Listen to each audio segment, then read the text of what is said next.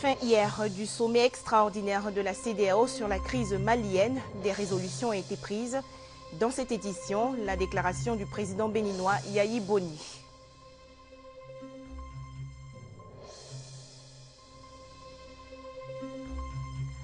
En Syrie, l'opposition reconnaît au Conseil national syrien le rôle du représentant formel du peuple. Bonjour à tous. L'actualité nationale est dominée par la fin hier du sommet extraordinaire sur la crise malienne. Plusieurs mesures ont été arrêtées pour aboutir au retour de l'ordre constitutionnel au Mali. À ce propos, le président béninois Yayi Boni a accordé une interview à la presse. Nous l'écoutons. C'est un message fort qu'on a lancé à la junte. Nous ne voulons plus, conformément à nos dispositions, à nos différents protocoles, aux textes qui régissent le fonctionnement des institutions de notre communauté. Les coups d'État sont bannis. Nous croyons à l'accession à la magistrature suprême dans nos pays sur la base du pouvoir démocratique, sur la base des urnes et non pas les armes. Il n'est pas question. Voyons la question de l'Europe. Depuis que l'Europe a réglé leur problème d'intégration économique d'abord, depuis 1957, est-ce que vous avez jamais entendu parler de la guerre, en dehors peut-être de cette exception que nous avons notée au niveau des Balkans? Ça a été réglé. Et depuis lors, c'est par voie démocratique que les peuples élisent leurs dirigeants. C'est l'expression de leur peuple. Nous voulons, nous-mêmes, être comme l'Europe. Nous voulons nous occuper maintenant des questions de développement, de prospérité de nos peuples. Et qu'on en finisse avec des questions de coup d'État militaire. Les militaires sont là, ils sont là pour rester dans leur caserne et veiller sur la sécurité de la République. Alors, de ce point de vue, je crois, nous sommes fermes. Une délégation de haut niveau, n'est-ce pas, sera dépêchée le jeudi. C'est les chefs d'État, je crois, sous la présidence du président Alassane Ouattara, président en exercice de la communauté économique des États de l'Afrique de l'Ouest, comprenant, entre autres naturellement, comprenant aussi le président de l'Union africaine, que je suis votre serviteur, notre cher doyen, le président Blaise Compaoré, le président du Niger, je crois, madame la présidente du Libéria, je crois, et ce sont ces chefs, et le président de la République fédérale du Nigeria. Nous allons nous retrouver le jeudi à midi à l'aéroport de Bamako. Nous allons recevoir la junte et nous allons nous notifier avec fermeté qu'il faut absolument qu'ils retournent dans les casernes et que nous sommes venus pour le retour à l'ordre constitutionnel. Les institutions de la République malienne, doivent être rétablies. Les personnalités qui ont été arrêtées doivent être libérées. Ils sont responsables de la sécurité physique du président Toumani Touré qui a été élu démocratiquement et des autres membres de son gouvernement qui ont été arrêtés. Nous tenons à ce que ça soit réglé avant que nous repartions en réalité. Ça sera fait. Et c'est ferme. En cas de refus, on n'exclut pas une intervention militaire. Et ça se fera. Toujours concernant le Mali, des milliers de manifestants ont marché aujourd'hui à Bamako pour soutenir la junte militaire. Et on vient de l'apprendre, une délégation des chefs d'état-major de la CEDEAO vient d'arriver à Bamako. Cette délégation, conduite par le président en exercice de la CEDEAO, Alassane Ouattara, va discuter avec la junte pour trouver une solution à la crise malienne. Ouverture hier dans la commune du Plateau de la 14e réunion des présidents des cours des comptes de l'UEMOA. Les assises vont s'achever demain jeudi. Objectif, évaluer le contrôle des comptes des États membres de l'UEMOA. Alvorassa Kwame. 14e réunion annuelle statutaire des présidents des cours des comptes des États membres et des conseillers à la Cour des comptes de l'Union économique et monétaire ouest-africaine, UEMOA. Selon les différents intervenants lors de la cérémonie d'ouverture, Fekese, conseiller à la Cour, Malik Kamara Ndiaye, président de la Cour des comptes de l'UEMOA, et Moussa Kone, vice-président de la Cour suprême de Côte d'Ivoire, ce rendez-vous institutionnel va procéder à l'évaluation des systèmes de contrôle des comptes des États membres de l'UEMOA et les contrôles des comptes que les juridictions financières ont effectués durant l'exercice écoulé. Chaque cour va exposer toutes les missions de contrôle qu'elle a eu à faire durant l'exercice 2011, les résultats de ces contrôles, assortis des suggestions pour les cas d'irrégularité éventuelles qui auront été décelés.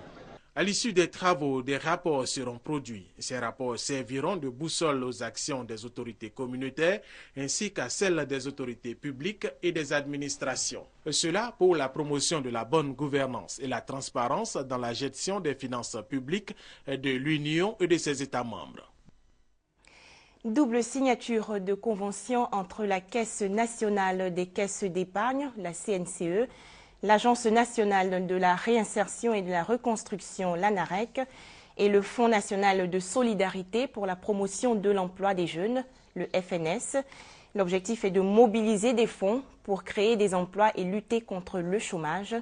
Honorine Anigouri. Ces deux signatures de convention, dont la première entre la Caisse nationale des caisses d'épargne, CNCE, et l'Agence nationale de la réinsertion et de la reconstruction, ANAREC, ont pour objectif de définir le cadre général du partenariat dans lequel les deux structures collaborent. Et cela en vue de la mise en place d'un système de financement adapté aux micro-projets d'activités génératrices de revenus pour l'insertion des jeunes Ivoiriens et la reconstruction nationale. Nous avons un partenaire qui est prêt à nous accompagner. Nos populations qui nous écoutent doivent avoir confiance et dire que maintenant, c'est le top départ. La CNCE est là. Le directeur vous a dit, ils ont plus de 120 agences réparties sur l'ensemble du territoire. C'est une aubaine que nous saisissons pour nous rapprocher aussi de nos populations à travers nos 19 antennes sur l'ensemble du territoire. Dans la deuxième signature de convention de partenariat entre le Fonds national de solidarité, FNS, et la Caisse nationale des caisses d'épargne, CNCE, le Fonds national apporte du financement sous forme de garantie au crédit bancaire consenti par ses partenaires aux jeunes promoteurs. Cette convention va s'étendre sur 1 an renouvelable. Il s'agit pour nous au FNS, à travers cette signature de convention, de renforcer nos partenariats sur le plan financier. À travers donc la Caisse nationale des caisses d'épargne, nous allons pouvoir disposer d'un partenaire financier en vue de financer le plus grand nombre de projets d'insertion socio-économique des jeunes en Côte d'Ivoire. Nous sommes très heureux de signer en ce jour 2 conventions de partenariat pour dire que la Caisse d'épargne est l'instrument du gouvernement pour financer les projets et les micro-projets des populations les plus défavorisées. Avec le FNS, avec l'ANAREC, vous êtes témoin vous-même de nos potentialités démultipliées à travers d'autres partenariats pour toucher les populations vivant en Côte d'Ivoire dans les hameaux les plus reculés. La Caisse nationale des caisses d'épargne a pour vocation de lutter contre la pauvreté et de soutenir le secteur des PME-PMI. Un communiqué dans cette édition, en prélude à la prochaine visite d'État du président de la République Alassane Ouattara dans l'ouest de la Côte d'Ivoire, le président du comité d'organisation, le Premier ministre, garde des Sceaux, ministre de la Justice, Maître Jeannot Ahoussou Kouadio, va entreprendre une tournée dans la dite région les 29 et 30 mars 2012 en vue d'évaluer l'état d'avancement des préparatifs sur le terrain. Au cours de son séjour de 48 heures, le Premier ministre, président du comité d'organisation, aura des rencontres d'échange avec les autorités et les populations des différentes localités visitées selon le programme ci-après. Jeudi 29 mars, Toulepleu, Bloléquin et Guiglou. Vendredi 30 mars, Djuekwe, Bangolo et Logwalé. Les populations ainsi que toutes les parties prenantes à l'organisation pratique et au succès de la prochaine visite d'État du président de la République dans l'ouest du pays sont invitées à participer massivement à cette importante tournée préparatoire du Premier ministre, président du comité d'organisation. L'hygiène et la propreté des hôpitaux étaient au centre d'une rencontre entre entreprises et acteurs du secteur de la santé à Abidjan. Au terme des échanges, on dénote un important besoin en matière d'amélioration d'hygiène hospitalière. Alexis Ouedraogo. 300. C'est le nombre de poches de sang que l'unité de collecte mobile du Centre national de transfusion sanguine a pu recueillir des pensionnaires de l'École nationale des sous-officiers d'active ENSOA annexe d'Abidjan à Kouédo.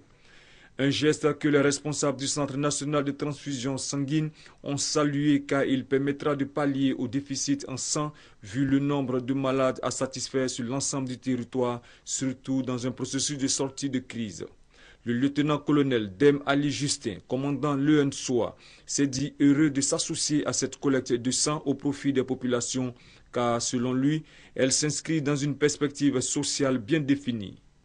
Approvisionner en sang le Centre national de transfusion sanguine afin de sauver des vies humaines par des actions civilo-militaires. Voilà, vous l'avez sûrement corrigé chez vous. Il s'agissait plutôt du reportage sur le don de sang de l'École nationale des sous-officiers d'active. L'hygiène et la propreté des hôpitaux étaient au centre d'une rencontre entre entreprises et acteurs du secteur de la santé à Abidjan. Au terme des échanges, on dénote un important besoin en matière d'amélioration d'hygiène hospitalière. Alexis Ouedraogo. Les notions d'hygiène et de propreté, des notions pas toujours bien perçues dans nos sociétés. Saviez-vous qu'un seul grain de poussière porte près d'1 500 000 bactéries à lui tout seul et que le balayage à sec de nos bonnes dames projette dans l'air plus de 85 500 bactéries au centimètre cube d'air? En Côte d'Ivoire, le mal de l'insalubrité est même poussé jusqu'aux portes des hôpitaux et autres centres de santé. Même dans les soins des malades, les consignes d'hygiène ne sont pas toujours respectées. Bandes non stérilisées, salles de soins impropres et autres lits de malades non tenus. Une situation inquiétante. C'est cet état des lieux alarmant qui a encouragé le groupe NC Environnement Côte d'Ivoire à rencontrer ce mardi à Abidjan les acteurs du secteur ivoirien de la santé. À la faveur des échanges avec leurs invités, il ressort la nécessité d'amélioration de l'hygiène hospitalière. Le but de ce séminaire, c'était juste provoquer un peu les hommes de santé, provoquer aussi le politique pour qu'ils comprennent que les infections nosocomiales, c'est un enjeu de santé publique. Et par rapport à cet enjeu, qu'est-ce qu'on peut en tirer pour pouvoir mettre une offre gagnant-gagnant en place, donc un partenariat privé-public. Forte de plusieurs années d'expérience auprès des hôpitaux européens, la société française entend apporter son expertise dans le domaine de l'hygiène hospitalière et médicale au pays. Son objectif prioritaire reste la prévention et l'endiguement des infections nosocomiales. Ouverture hier mardi des journées de consensus national autour du thème Consensus national pour la renaissance de la Côte d'Ivoire, bilan et perspectives. 4 jours de travaux donc pour consolider la paix et rechercher la cohésion nationale. Hervé Blé. Les journées de consensus national qui ont débuté mardi vont être consacrées en grande partie à des réflexions sur la renaissance de la Côte d'Ivoire. L'initiateur de cette rencontre, la Convention de la société civile ivoirienne regroupant 134 structures issues des confessions religieuses, des organisations professionnelles, des centrales syndicales, des associations de jeunes, de femmes et d'ONG. C'est le 22 octobre 2005 qu'est née la Convention de la société civile ivoirienne dans des conditions de crise de confiance généralisée en Côte d'Ivoire. Ses missions, promouvoir les droits humains, l'état de droit, la bonne gouvernance et la démocratie participative. La précédente édition des journées de consensus national remonte à 2009. L'objectif de la CSI était alors la sortie de crise. Aujourd'hui, avec la fin de cette crise, la Convention de la société civile ivoirienne a choisi de consacrer ses assises à la renaissance du pays. Nous avons une paix, mais très fragile. Il va falloir la consolider avec le soutien de tout le corps social. Deuxième priorité, trouver un consensus sur l'essentiel des différents aspects de la vie nationale. Voilà un peu les deux objectifs que nous visons. De nombreuses autres questions feront également l'objet de débats pendant les travaux dans les commissions qui sont au nombre de 3. Les réflexions seront axées sur la consolidation de la paix, le positionnement de la Côte d'Ivoire en Afrique et dans le monde et la reconstruction post-crise. Fin de la deuxième édition des Journées du consensus national vendredi. Une page culture dans cette édition. La Journée internationale de la francophonie a été célébrée dans la région du Béquet, plus précisément à Boaké. Notre reporter Charles Niaoré nous en parle. Diversité culturelle et linguistique. L'apport de la francophonie dans l'émergence d'une identité culturelle ivoirienne. Tel est le thème choisi par l'Agence ivoirienne de coopération francophone pour cette conférence publique qui se tient à Boaké. La langue française doit cohabiter, coexister avec nos langues nationales. Et donc la réflexion vise à voir quelle va être la place de ces langues nationales aux côtés de la langue française. Donc comment les valeurs de la francophonie telles que la diversité culturelle, la diversité politique, la diversité linguistique ont pu contribuer à définir, à construire notre nation. Le conférencier, le professeur Amoa Hubin, se dit convaincu que l'utilisation de la langue française contribue au développement de l'identité culturelle ivoirienne, ce qui renforce l'unité nationale. Il faut promouvoir deux valeurs au niveau de la francophonie, c'est-à-dire le dialogue et développer une dynamique de solidarité entre les peuples. Ma présence donc ici pose le problème de l'identité. Est-ce qu'aujourd'hui on peut parler en Côte d'Ivoire d'une identité unique ? Est-ce qu'on peut dire je suis et je ne suis que Bété, je suis et je ne suis que Dioula, je suis ou Malinké? Non, on pourrait répondre tout simplement je suis. Donc je suis un être traversé par plusieurs cultures. Cela veut dire qu'on trouve le tout en une seule personne. Cette conférence publique marque la fin des Journées de la francophonie 2012 en Côte d'Ivoire. Et les festivités qui ont duré 10 jours ont été organisées autour du thème cohésion nationale, paix et développement. Une autre célébration, celle hier de la Journée mondiale du théâtre. La Côte d'Ivoire n'est pas restée en marge de l'édition 2012.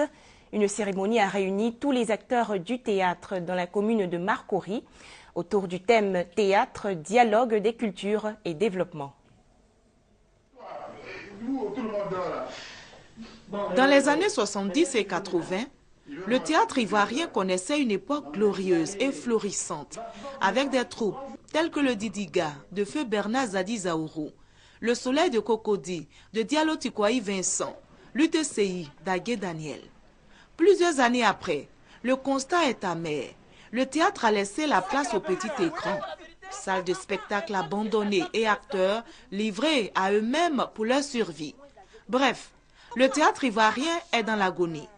Aujourd'hui, les acteurs de l'art dramatique et les experts du ministère de la Culture et de la Francophonie veulent lui redonner vie. Ils l'ont réaffirmé au cours de la célébration de la Journée mondiale du théâtre au ministre de tutelle, le ministre Maurice Kakou-Bandaman, qui s'engage à redonner au théâtre sa place sur la scène culturelle ivoirienne. En attendant que des salles soient réhabilitées, en attendant que le palais de la culture soit prêt à accueillir des spectacles, le ministère entend acquérir des chapiteaux, donc des espaces mobiles que nous allons prendre pour accompagner cette troupe. Ceci pour permettre au théâtre de revivre et de renaître. Théâtre, dialogue des cultures et développement est le thème de l'édition 2012 de la Journée mondiale du théâtre. Pour célébrer l'événement, le ministère a reçu le soutien de l'association libanaise Al-Gadir qui souhaite accompagner le théâtre ivoirien. Un séminaire de réflexion sur la relance du théâtre en Côte d'Ivoire est prévu en septembre prochain. Nous poursuivons dans le domaine de la culture en nous rendant en pays Yacouba, dans l'ouest de la Côte d'Ivoire, pour assister au festival des masques d'An. Respect de la tradition avant de commencer la cérémonie.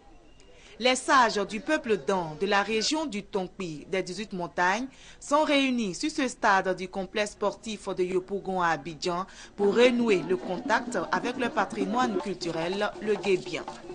Une activité socio-culturelle qui marque la fin de la cession des travaux agricoles en pays d'An. Depuis les temps anciens, le masque chez nous est sacré, mais au moment du mois de janvier et de février, ce Ce sont des mois qui succèdent essentiellement la culture des récoltes du riz, et les parents étant au village essaient d'organiser la course des masques pour égayer un peu les jeunes et toute la population. C'est une manière de transposer cette culture de la région des 18 montagnes dans la ville d'Abidjan. Et cette course permet aux ressortissants de la région de Tonkui de se retrouver et d'oublier cette guerre qui nous a écœurés profondément.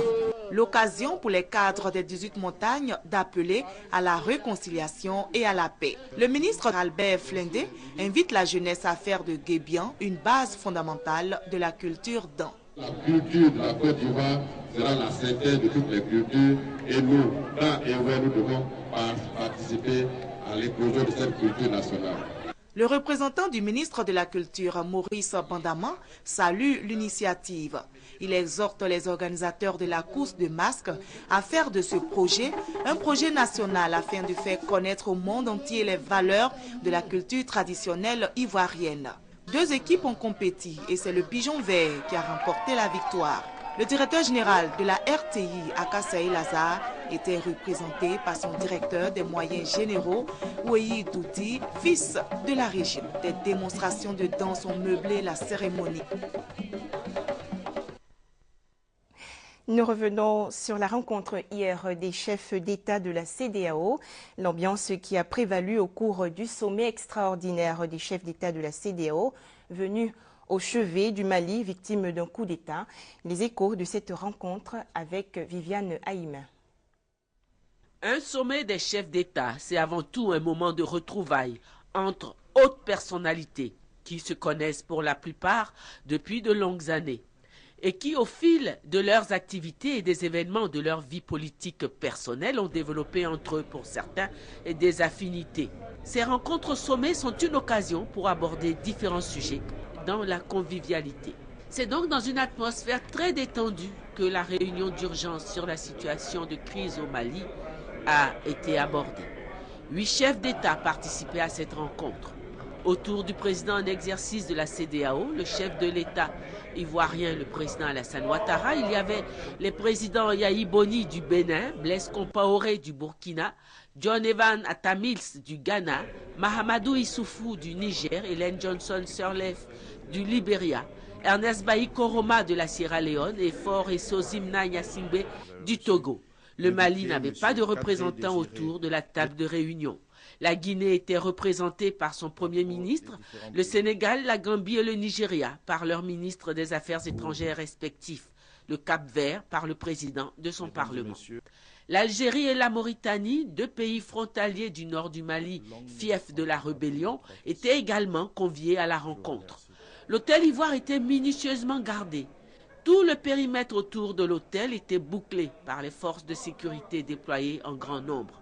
Pour accéder dans l'enceinte du bâtiment, les quelques entrées qui avaient été sélectionnées étaient toutes dotées d'un scanner.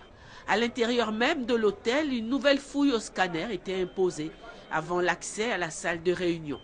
À l'intérieur de cette salle, après les différentes allocutions d'ouverture suivies d'une petite pause café, les chefs d'État s'étaient enfermés pour un huis clos.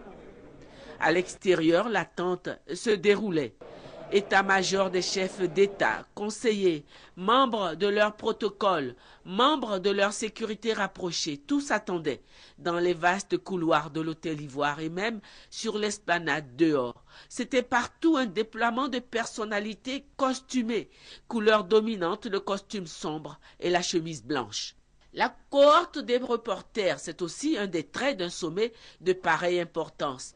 Caméramens, photographes, journalistes locaux et étrangers venus avec les différentes délégations officielles. Une salle de presse avait été aménagée pour leur permettre d'envoyer par Internet leurs films et leurs articles à leurs différentes rédactions. Dans les couloirs, l'attente est encore longue. Près de 6 heures après le début des travaux, un signal est donné qui cause un branle-bas. Les chefs d'État sortent de la salle de réunion, mais c'est juste pour aller déjeuner. L'attente reprend. Le jour commence à tomber. Dehors, sur l'esplanade, les hélicos qui étaient arrivés pour conduire les chefs d'État à l'aéroport retournent à leur base. Enfin, à 19 h, les chefs d'État ont quitté un moment la salle de réunion. Les débats sont terminés. Les journalistes sont alors invités à prendre place dans la salle. Les chefs d'État reviennent pour la cérémonie de clôture. Et c'est tout d'abord la signature des actes du sommet par les chefs d'État et par les autres participants autour de la table de réunion.